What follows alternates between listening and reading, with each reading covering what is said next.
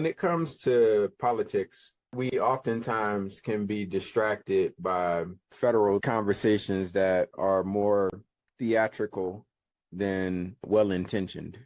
When I look at Colorado and how the politics of Colorado are set up, for me, someone who has been here in Colorado Springs for 2 years, seeing the political mixture here where there are really deeply entrenched conservatives and there are very open liberals and everything in between.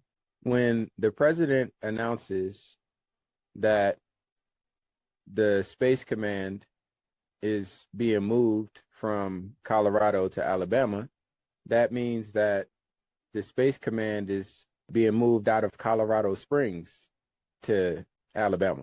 And that is a major impact to the local economy. I couldn't agree more. This is the second time he's proposed this, as you know. And the first time, I think there was more gumption behind it because, presidents in their first term, everybody is more likely to hear out a president in their first term. When in your second term, they kind of know your playbook. So that's where things get jammed up. Even when you have, Senate and Congress backing you, which he may or may not, depending on who you ask, it would be a major, major economic shift if they move to Huntsville, and not even just on an economic level, but from a defense side, that puts us 4 to 5 years behind what we're supposed to be doing already. And you could speak to that better than I could with your prior military experience. I'm not familiar with the full space mission, but given how military command works in general, the Space Command oversees space operations as it relates to the United States globally. Mm-hmm. So for that headquarters to be here, there's a lot of expertise that is here and has been here. You mentioned that this is the second time that this has happened. Again, I've been here 2 years, so I didn't follow Colorado politics close enough to know that this has been proposed before. But if enacted, I immediately look at who's the House rep for Colorado Springs. And so then I go look at Jeff Crank and his response. And that is an opportunity, if there has never been one presented, for someone to challenge the convictions that have gotten him into office. Most definitely. It's been a wild time just looking at, Air Force Academy. As you know, we have 5 military bases here. And seeing, I was really saddened when the Tuskegee Airmen had all their memorabilia pulled out of the Air Force Academy, and my grandfather was a Purple Heart, and he is not being represented anymore. With our recent trip to Atlanta, it was beautiful to be able to walk to all these different landmarks and Martin Luther King's church and the different museums and whatnot, and seeing Atlanta double and triple down on that type of history, whereas the rest of the United States is just kind of like, meh. We're trying to figure it out. It was a series of things that happened when the administration first came in. So all our friends that are still in the Air Force are like senior people now. Mm-hmm. So, I get the information on like the policy letters that go out. And there was a policy letter that went out earlier this year that was speaking about the rollback of a series of things. And the Tuskegee Airmen being pulled from not only the Air Force Academy, but basic training as well. When I've got a wind of that, it's like, what are we talking? So I called my baby girl because I'm like, yo, what? My baby girl is in Florida.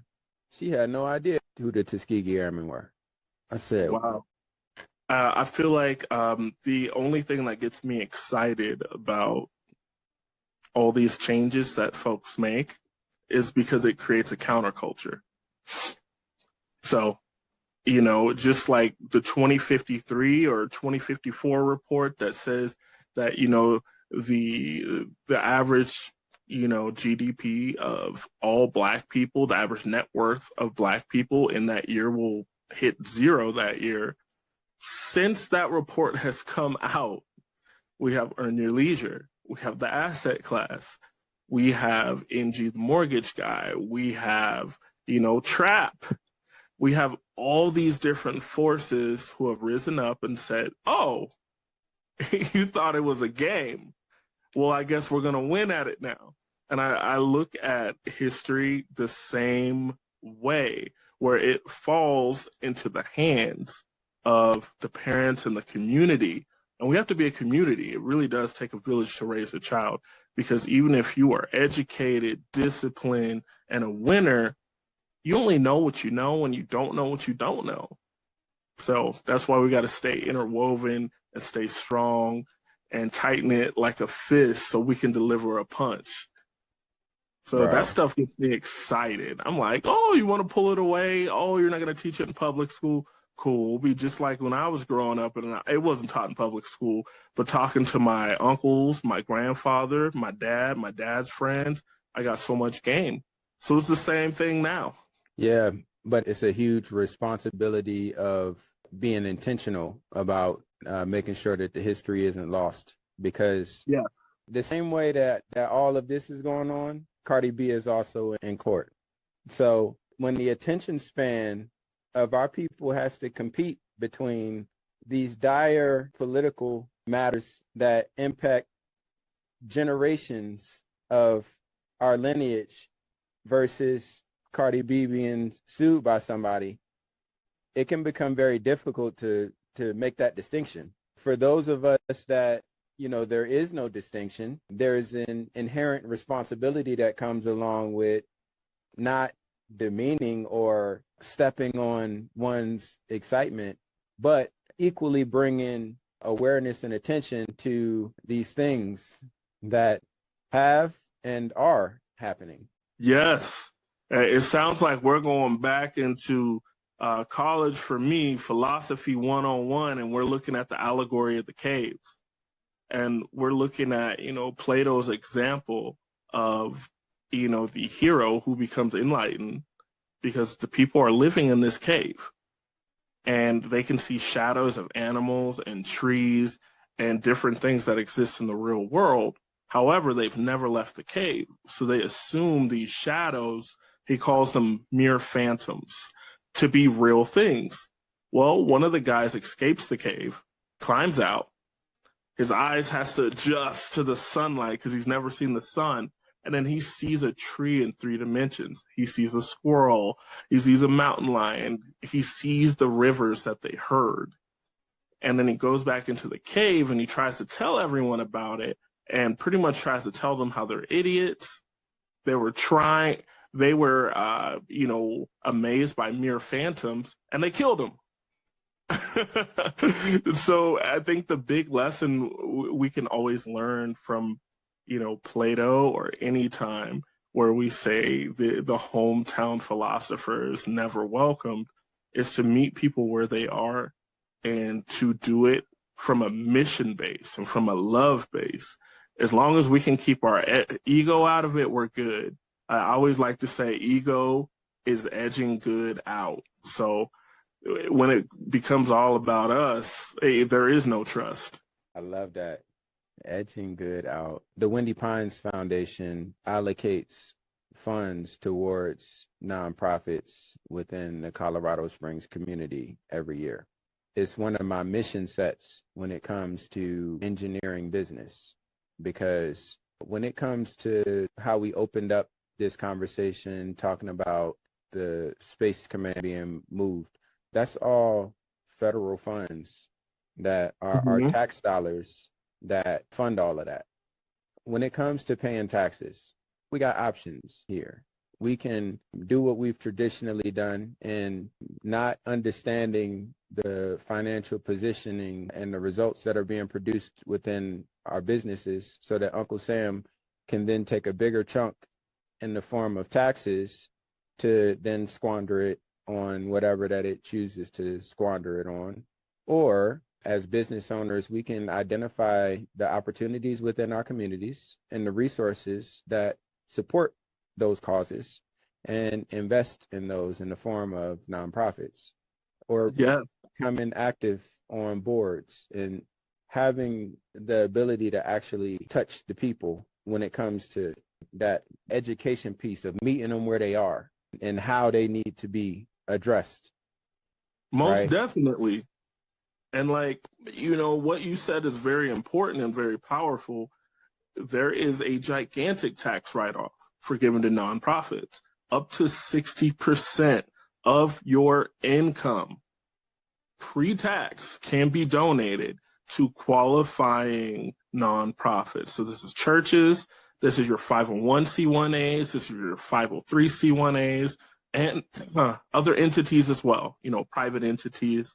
And if we think about it this way, when I was studying macroeconomics in college, we would always say that a dollar for a company is a vote for that company. So in the same way, if you put an extra dollar of taxes to the government, you're voting for whoever is running the helm at that point in time, or whoever is controlling who's running the helm at that time, for all my conspiracy theorists or, you know, critical thinkers, whatever we're calling ourselves these days. So if we can put those dollars towards nonprofits where we know the people, we see the body of work, and we know that they're actually held accountable to do what they're supposed to do with the money, why wouldn't I put that money there? It just makes sense. I'm literally putting it in my own community, because a lot of times tax money doesn't make it into our community, like opportunity zones.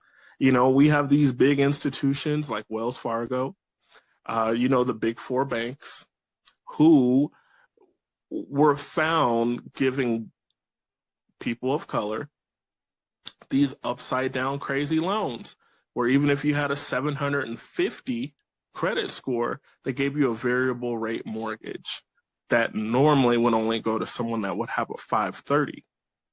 And they did this for some years, and they did some other things. You know, I was one of the people that got paid out when they were opening accounts in my name and in my family's name, because as a family, we all bank together, open an account so they could create artificial money. And the government said, hey, you know what? You guys are going to pay some money eventually, but here's what we're going to do. People feel uncomfortable if you pay Black people directly, even though you hurt Black people directly, Black and brown, because Puerto Rican, Mexican, Cuban people were also lumped in many times just by the darkness of their skin, which is silly. It's silly, but they created the opportunity funds, you know, and there is some in California, there's some in Georgia, and it was made to indemnify people of color, because they refused to indemnify directly the people that they hurt. And we look up now and we see most of these opportunity zones are 92% controlled by the white man. So it's crazy.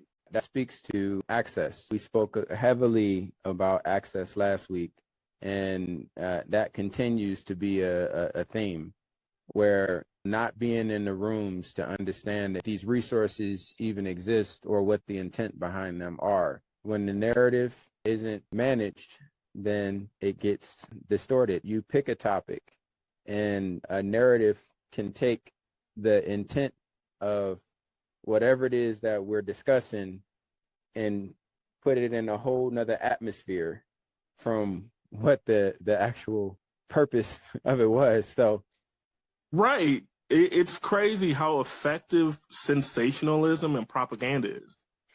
You could have the best argument in the world, Jesse.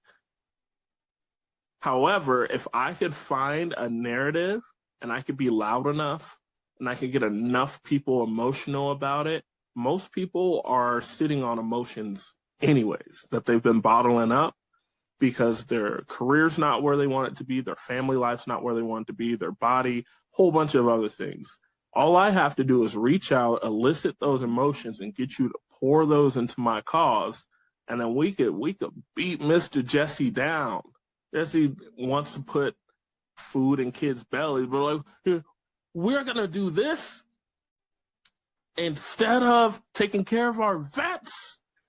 And it's so crazy how, many of these media companies, because the entire world's media is controlled by 11 companies. That's scary in itself, where they normally put two different people against each other and both of them are cogs in the same system.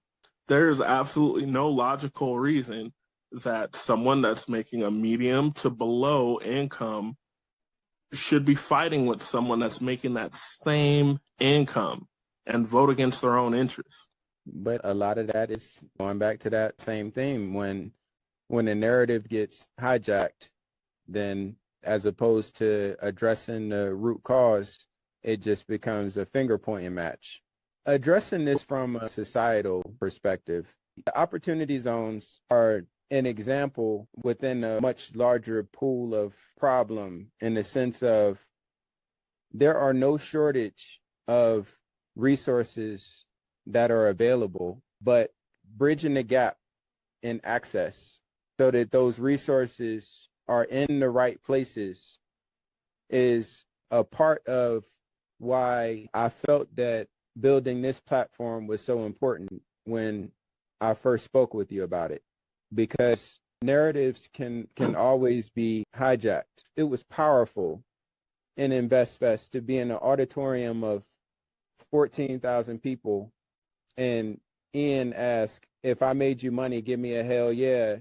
And the entire room shook with hell yes.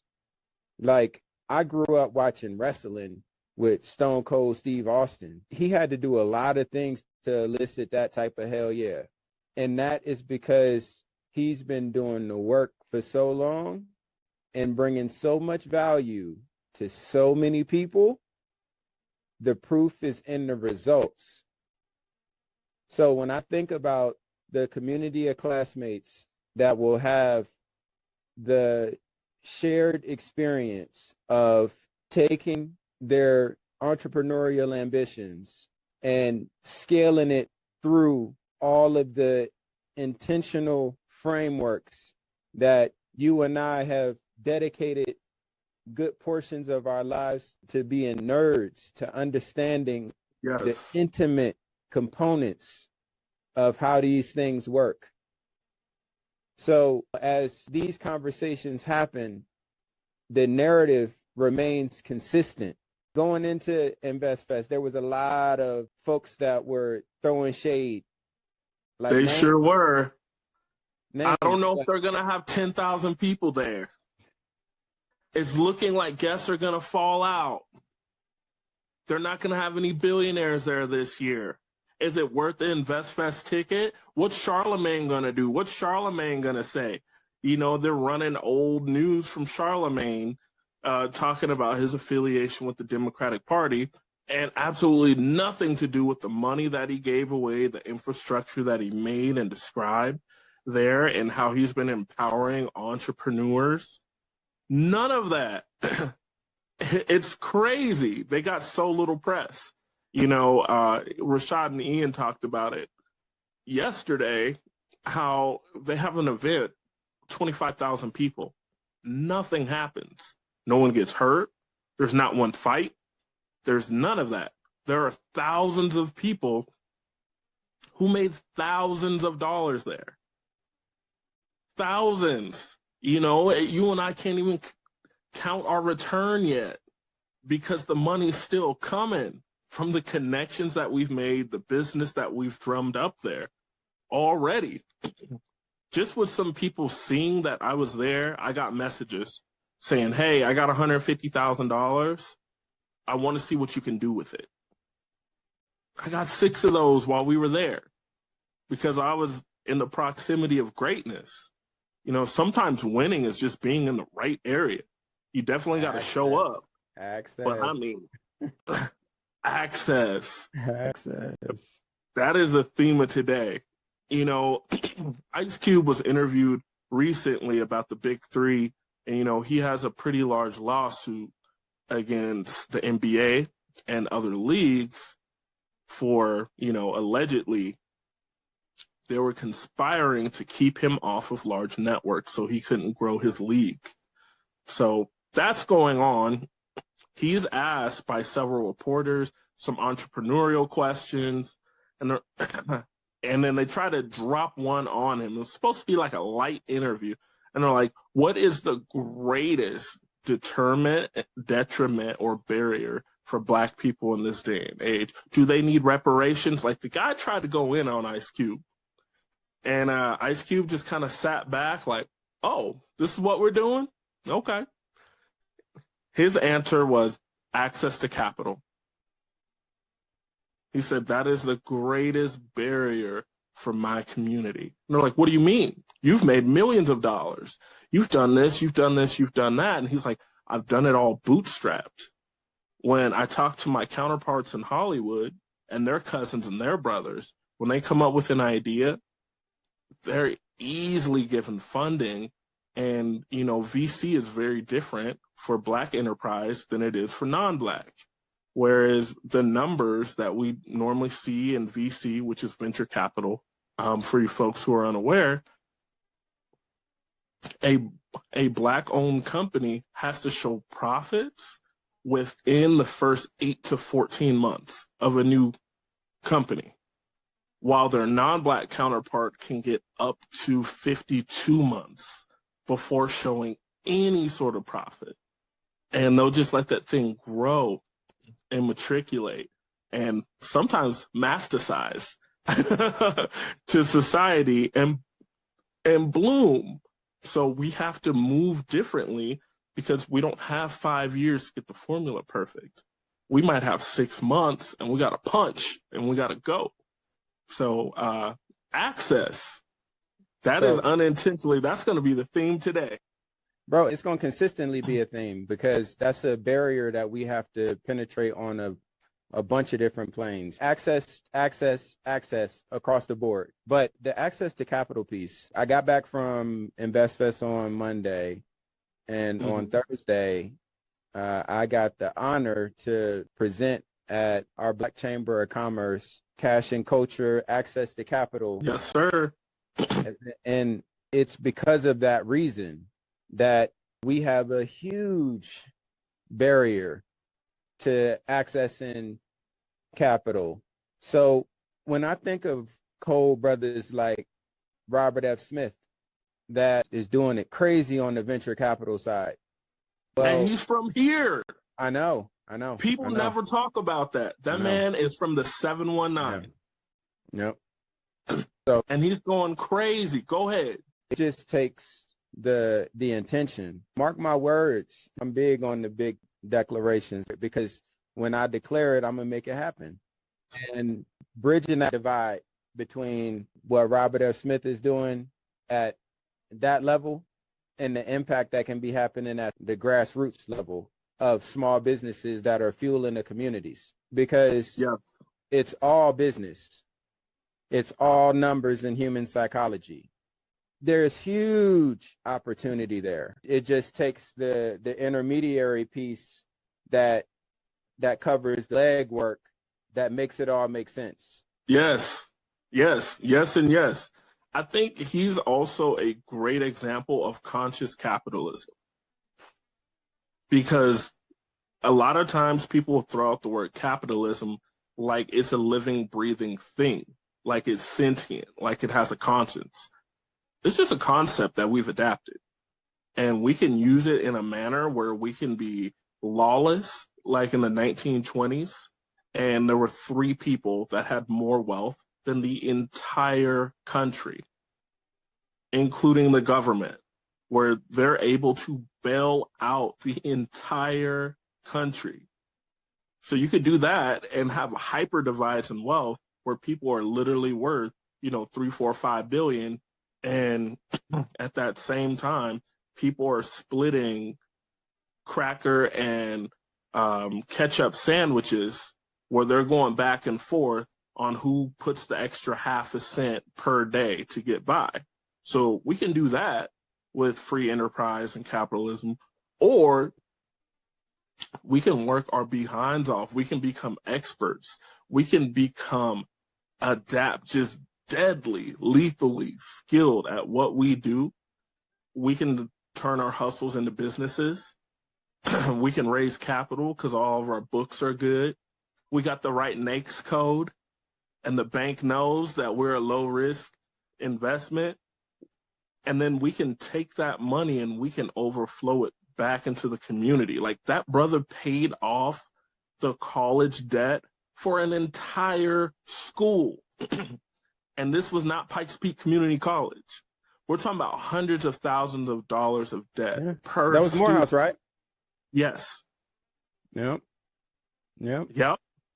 And I just wish that I had been, doing what I'm doing now at that point in time, because I would have called them and said, hey, I would love to throw a tax plan together pro bono for every single student there, because I know the IRS is going to try to get them on gift tax. So check it out, bro. These types of conversations are the framework to those types of relationships happening. Me personally, and just sitting back and observing, Troy and Rashad, literally, Troy mentioned it last night on Market Mondays. I think when he finished teaching, I think he was at like 120 or something like that. Which he was getting it as a teacher. You know what I mean? Because like teachers don't be really getting paid like that. So but anywhere but New York, that's getting it. True. Cost of living and all that. I got it. And Rashad did financial advisory for them brothers to interview Robert F. Smith and like have him in their phone. And the same thing with Don.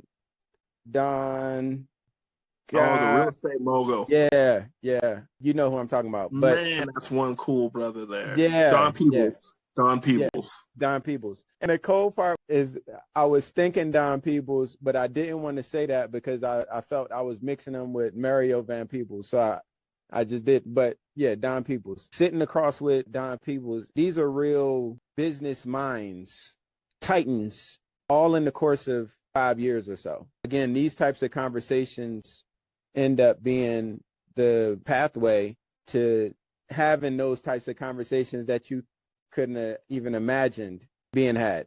Because how many people that look like you and I are having these types of conversations? Not enough. And that's why they better get their ass to class, because we're going to change that. It's so interesting, like in my industry, so financial services and tax services, which is it's his own little branch of financial services. I can't tell you how many run-of-the-mill people there are that are making either multiple 6 figures or 7 figures, some even 8 figures a year. They're just very average people. It's just the conversation was different when they started out. So, they start off with their job. They have a regular job. And someone said, hey, what are you going to do when you retire? And they're like, oh, I'm hoping, live off my 401k because pensions aren't a thing anymore. They're like, yeah, they're not. Well, let's do the math real quick and figure out what that's going to be like. Let's assume some promotions every 5 years. Let's assume a moderate inflation rate, which is 3.5%, even though right now inflation might be 18%. It's absurd. They're like, well, you should start building something that has intrinsic value so you can sell that later, and that can be your exit. Oh, like what? Well, you can do financial services. You build a book of business on the side, sell it for a 20-year advance. Okay. And then they start doing it part-time while they're doing whatever else they're doing, whether that's plumbing, HVAC, like people all walks. We have a girl on our team who was a bartender at Applebee's. Her name's Megan. Megan has not made less than $1 million each year the last 3 years in a row. And it's really just the conversation that someone had with her when she was a bartender at Applebee's that let her transform herself into a financial professional with a firm. And we can do the same thing with our community and let people know, like, hey, did you know you can create verticals? So that means you take one client with Ain't your no one can, company. my brother. It's will. Hey, it's will and done correctly. I could throw that piece to you. Do you mind going in on verticals? What are verticals in a business, and why should I aspire to have that? So to be vertically integrated, when we start talking about SWOT analysis, I take my clients through pest analysis as well, where we're planning for the external factors such as political, economic, social, and technological. And planning for all of the SWOT and pest analysis factors that impacts the growth and sustainability of a business. Being vertically integrated creates a certain level of protection where you insulate yourself from outside forces. So for example, one of my clients does dog grooming, and that is going to expand into being a distributor of the supplies that it takes to groom animals. Mm-hmm. By operating in that capacity, it insulates her business from a challenge that folks in her industry have to balance in the business by Right. not just grooming the dogs, but taking a look on the side of it and saying, oh, well, without this is directly impacted. So let me go ahead and hop into that one as well. So would you say that a vertical is a similar product or service that you can offer that's somewhat related to your primary business? So we can give them just like a basic definition. I mean, it can get, but for me, it boils down to the intentionality, because when I think about the verticals that I'll have in the future, they can be looked at as being completely independent of one another, but the way that they process here and here, they're all interwoven. So I think to that effect, it just depends on the intentionality of the entrepreneur. Sure.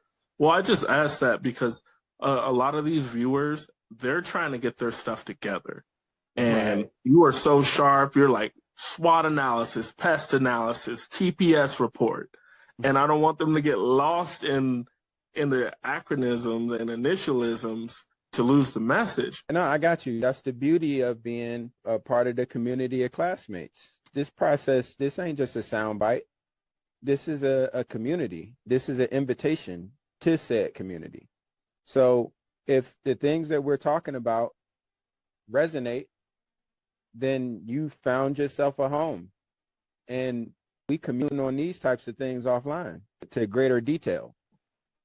So what you're saying is the students have homework. When they don't know a word, they need to look it up, and they need to reach out, and they need to learn why you use that phrase and how it's important to their business. That's what it sounds like you're saying. So, Yeah, and I'm totally with that. I'm a big proponent of using, it's called the plain language movement, where I'm not using overly elevated words for no reason to try to make myself sound smart. Right. We are smart. Right. That's different. But there's a time and place where you have to use particular jargon to describe one thing. Like one thing, I'm sure it's a million sound bites of me saying the word arbitrage, because it is one of the most important things you can understand with making wealth. Now, people try to use different words to dumb it down. Just teach people what arbitrage means, which arbitrage to me means we have two different things, whether it's a loan or another asset, and we are placing leverage against that asset or against that debt, and we're using that money in a way to make more money. To keep it simple, if there is a 5% interest rate on a loan that you qualify for, and you know that you could go out there and make 15% with it, would you do that? Would you take that deal? I would take that deal all day, every day, and 5 times on Sunday, you Right. know? And then I'm going to go and make that money. I'm going to do what I'm supposed to do. And then I'm going to pay that loan back. I'm going to give them their 5%, keep my 10. That's arbitrage. That's all it is. So it's not Okay. complex, but it is particular. Right. When we're Right. talking about building wealth here. Right. So, And yeah, no, I think that a lot of the things that we're talking about that we will talk about are all very high level concepts and practices. It's not going to be possible for us to drill down to the degree of linear detail to reach each individual, which is why I truly view each of these conversations as an invitation to a broader discussion in whatever format that makes sense. We'll have our online community, and how that manifests as far as really getting down into some of the granular details of these high level things that we're discussing, that's going to be tailored to our community. Most definitely. I couldn't agree more. I could not agree more. And I love that today's asset was access, because there's a lot of folks who call themselves experts on money, business, and whatnot that they would never list that in a million years, and we could start at A. And they would never list that. Yeah. So here we are, and I do love, just how we open this thing. We're talking about competing for somebody's mind power, for their attention. I had a teacher that would always say, if you pay attention, it pays dividends. And when we talk about the Cardi B thing, my mind went straight into Muse and Amusement. And if anybody's been around me for long enough, I probably say this once a week. So basically, Amuse is something that is aspirational and inspirational. And it's going to charge you up to go be a better you, to go do what you need to go do what you aspire to do. A lot of times a muse is a beautiful woman. It doesn't have to be a beautiful woman. It can be anything. A lot of people look at Michael Jordan as their muse, like, man, I want to be great all the way around. Well, the funny thing about language is that it has patterns and it has a process. And when we put the word a in front of something, it makes it mean the opposite. So if something is typical, we put a in front of it, it's atypical. Now it's out of the norm. If something's normal, abnormal, we have this process. So if we put the a in front of muse, which muse pretty much means to really dig in and find your path to greatness, enlightenment, critical thinking, and creation, what is amusement? It's like, my goodness. The first time someone said that to me, I had a flat forehead moment. I was sitting there stuck for 10 minutes. I'm like, my goodness. So you mean entertainment, for the most part, is our greatest oppression to being great? It's our greatest adversary? Or is it because it brings out the worst of us, where we can sit on our butt for hours and hours and feel like we did something? Yeah, I know it's kicking our asses as a collective. I do know that. What wakes people up are results. I was talking with a sister that's doing some amazing things here in the community, and she was allowing for the small voices. Because, when we walk into rooms, people will do to you what you allow them to do to you. And yes, and folks will often test in microaggression or passive aggressive ways. And, you just kind of got to check those things so that they know, yeah, nah, this ain't it.